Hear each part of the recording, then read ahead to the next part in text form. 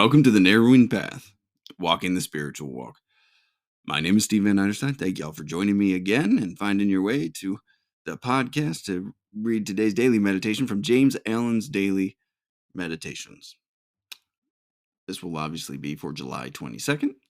And we've been talking about the Pillars of Prosperity book. That's where a lot of these excerpts are coming from. A lot of great readings coming from those books. Really, really am grateful for. I've read that book myself. So just go ahead and jump on, and we've been talking about integrity and honesty and all of these principles that I seek to emulate and I strive towards in my ideal to bring into every area and aspect of my life. And that's something I'm very grateful for. So here we go. This will be fresh to you and fresh to me, meaning that you'll get my genuine response reactions, observations, and what I relate to about the reading. As this will be my first time hearing it or reading it right here on this podcast with you. So let's see if this is another reading from the 8 Pillars of Prosperity by James Allen. So here we go. July 22nd, James Allen's Daily Meditations.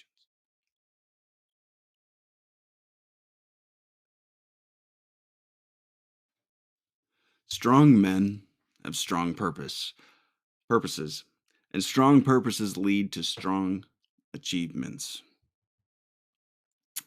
That's a great statement. Invincibility is a glorious protector. Yeah. But it only envelops the man whose integrity is perfectly pure and unassailable. Never to violate, even in the most insignificant particular, is to be invincible against all assaults of innuendo, slander, and misrepresentation. The man who has failed in one point is vulnerable, and the shaft of evil, like an arrow in the heel of Achilles, will lay him low.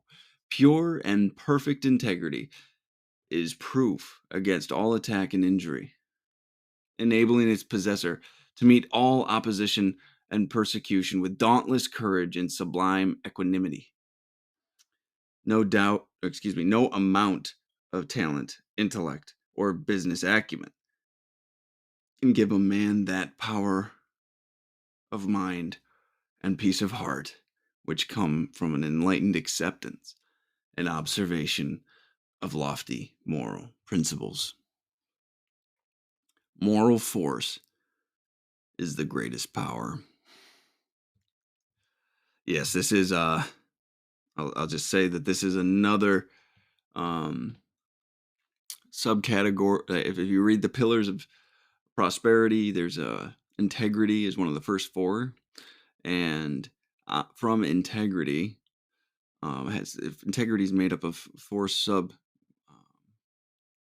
principles, 4 sub characteristics, and invincibility is one of them, right? And it's such a powerful word, such a strong word, such a I don't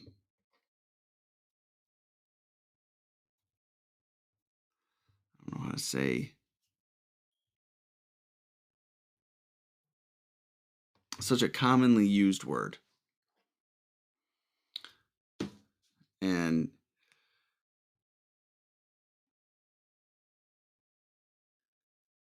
conflating it with other definitions, I think, would be dangerous here, maybe. But invincibility of character can be one of the strongest things a person can have. And that's just, I didn't understand that. I didn't know that a lot of my fears actually were born out of my lack of integrity.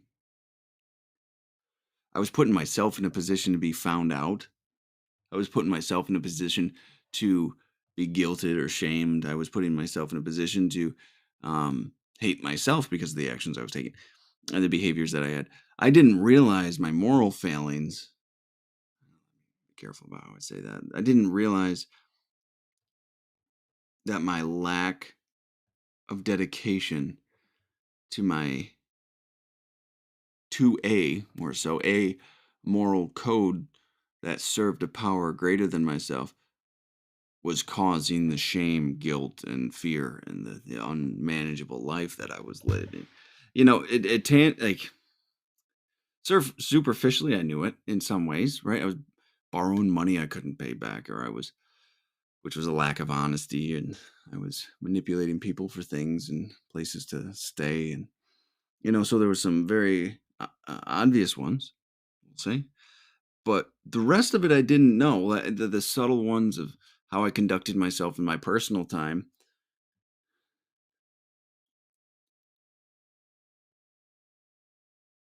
I didn't quite realize, I guess. I didn't know how insidious my selfishness and self-centeredness really ran and caused so many things that laid me open to be attacked because of the things I had already done. It wasn't my own doing. That realization and that true understanding and acceptance of that was one of the most important things I could have ever done, could have ever obtained. So, all right, let's go through this line by line. This is going to be another long one, I guarantee it. So, strong men have strong purposes, and strong purposes lead to strong achievements. And we're talking about strength here by the commitment to our spiritual principles, by the commitment to our spiritual disciplines and living a certain lifestyle, regardless of what might serve ourselves best in a moment, right? So, the strength of our purpose determines the strength of our character. And that's a dynamic I never understood. Like when I was my purpose was solely to serve myself, anything went, because if I was only living to serve myself and make myself feel good or make myself forget how much pain I was in, then anything didn't there was no the rules changed every day as to what I needed to do. I couldn't maintain any set of morals because the only thing I was interested in was what served me in that moment. Right. But when I switched to serving a God of my understanding, when I switched to serving something greater than myself, a purpose greater than myself, I was able to adhere to these things to my very, very large surprise. Like, I don't know how to say it. To my very,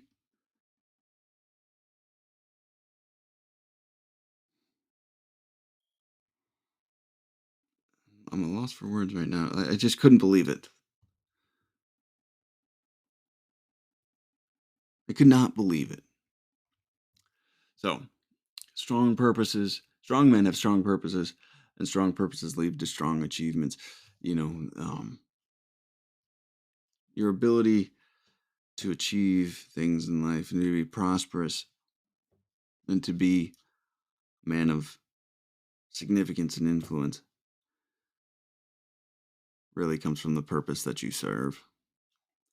Then through the purpose that you serve, you will gain achievement. But achievement can never be the reason you do something. You have to be willing to follow the purpose and cause that you're committing yourself to, regardless of grandeur, regardless of prestige. Anything done for those things, you'll lose every time. You'll have a disingenuous, dishonest life, lacking integrity in all areas because you're only doing it to serve yourself. All right, here we go. The big word.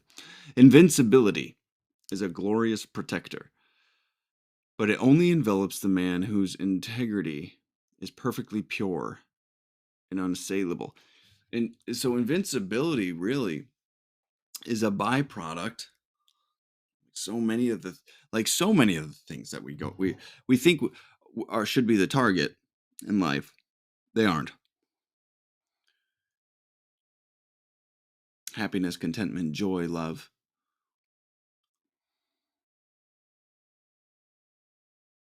peace, serenity, invincibility now is added to that list. Those are byproducts of living right. What we just read here. Invincibility is a glorious protector, but it only envelops the man whose integrity is perfectly pure and unassailable.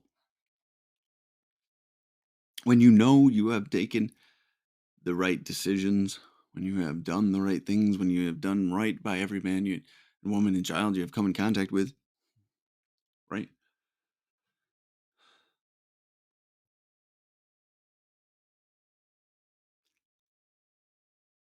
You have nothing to be afraid of. You stand on a solid, unshakable foundation. You're invincible to any slander or assailing that might come your way because you live correctly. There's no underlying fears that might come to the surface. There's no um, past um, deeds and actions that you haven't owned and you haven't um, corrected. There's nothing about your behavior, your actions, or your past that can be thrown at you. So you're standing in a place of untouchable to other men, where you stand tall with your head up, eyes forward, with surety and steadfastness in your walk, with confidence and knowing in your speech.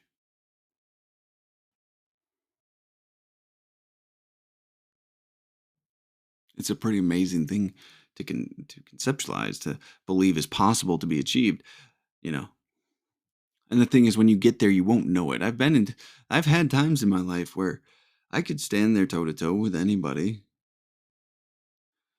and talk to them about the decisions I've made in my life, the things that have happened and how I've corrected them and how I live today.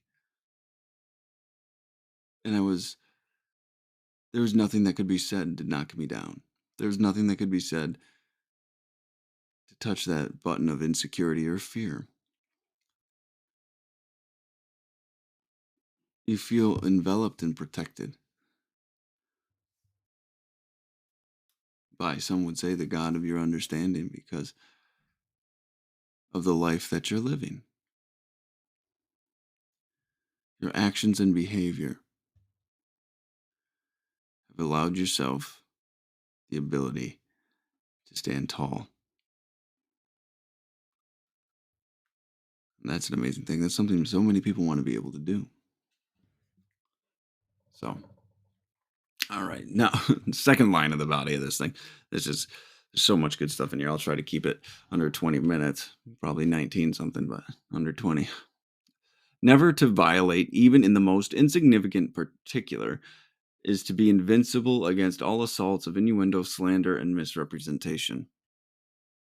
We talked the other day about compromising, even when it felt appropriate in the moment or inconsequential,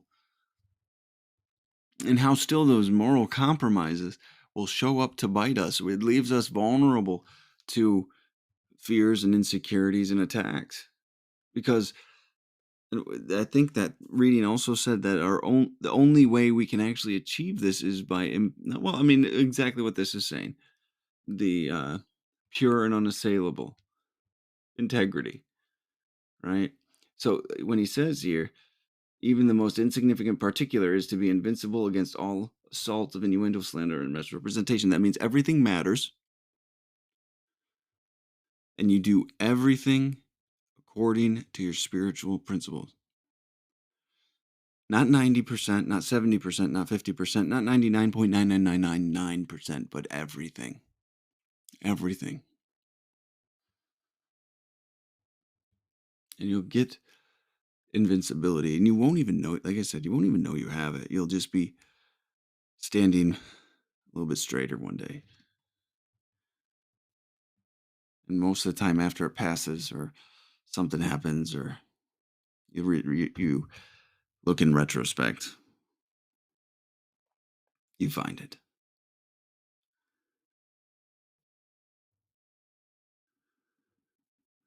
The man who has failed in one point is vulnerable, and the shaft of evil, like an arrow in the heel of Achilles, will lay him low. Our vulnerabilities are really our own fault. Where we are vulnerable is because we have made that moral compromise in some capacity. We've become vulnerable. That's a place to be attacked or assailed, to be afraid of being discovered.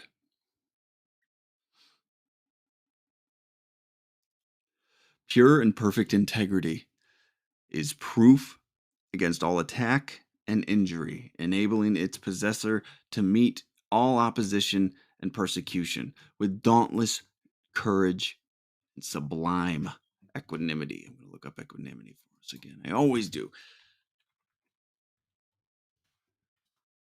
Equanimity means mental calmness, composure, and evenness of temper, especially in a difficult situation. What we all want to have when we're faced with an emotional person or an emotional situation. Equanimity is our goal, is the place to function from when we are wrapped up in the world. We're right in the middle of it. Equanimity is where we want to be, that eye of the storm, eye of the hurricane or tornado, and just to stay there. Have that mental calmness, composure, evenness of temper, especially in difficult situations. And to get equanimity, we have to have pure and perfect integrity as proof against all attack and injury, enabling its possessor to meet all opposition,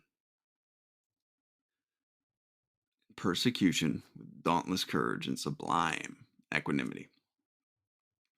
Dauntless courage. The courage to do the right thing, to say the right things, to say what needs to be said.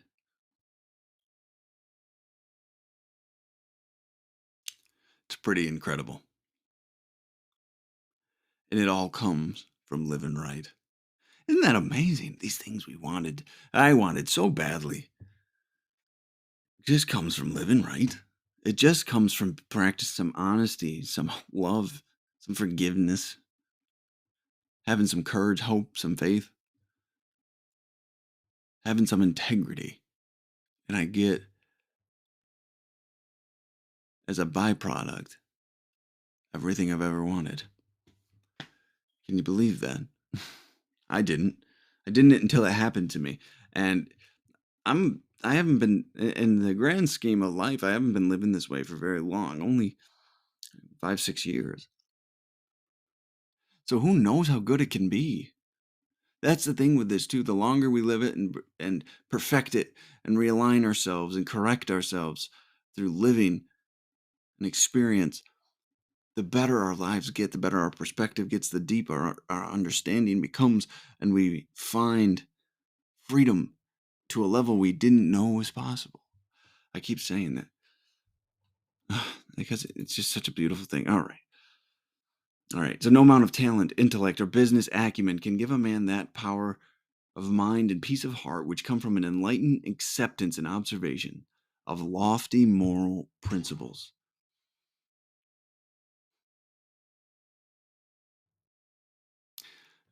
No amount of talent, intellect, or business acumen. When we're not pursuing a life based on lofty moral principles, it says here, when we're not living for a greater purpose or a greater cause, when we're only pursuing things for our own selfish ends and using our talents, intellect, and business acumen for our own growth only, well, then you won't get that strength of mind, power of mind. I like how we said that, power of mind and peace of heart, which come from the enlightened acceptance and observance of lofty moral principles. That's the thing. There's many walking around out there that thought they could, that thought the strength of mind they had, power of mind they had, and peace of heart they had was what we were all looking for. But I can tell you, if someone were to embrace this lifestyle, they'll find more power of mind and peace of heart than they knew was possible.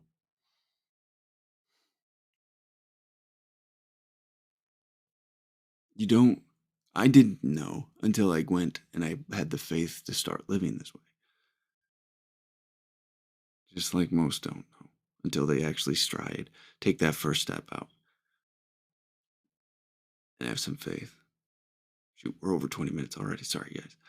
All right. Well, this is the last line. Moral force is the greatest power. So, like I've said repeatedly through this podcast, repeatedly just today, following a moral purpose, following a moral standard and a moral ideals and moral principles in service to something greater than yourself and the God of your understanding, power beyond your own comprehension most times,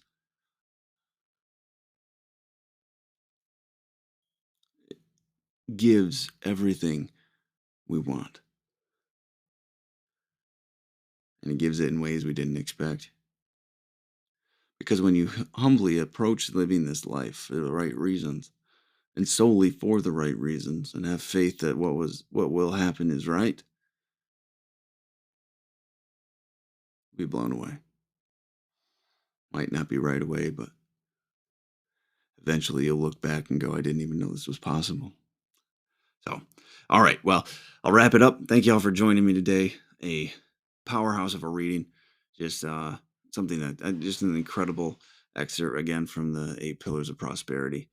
And absolutely loved it. I hope everybody goes and gets that book and reads it through because it's fantastic. And I'm looking forward till tomorrow, seeing what gets followed up with. That's for sure. So thank you all for joining me. Until next time. Thanks.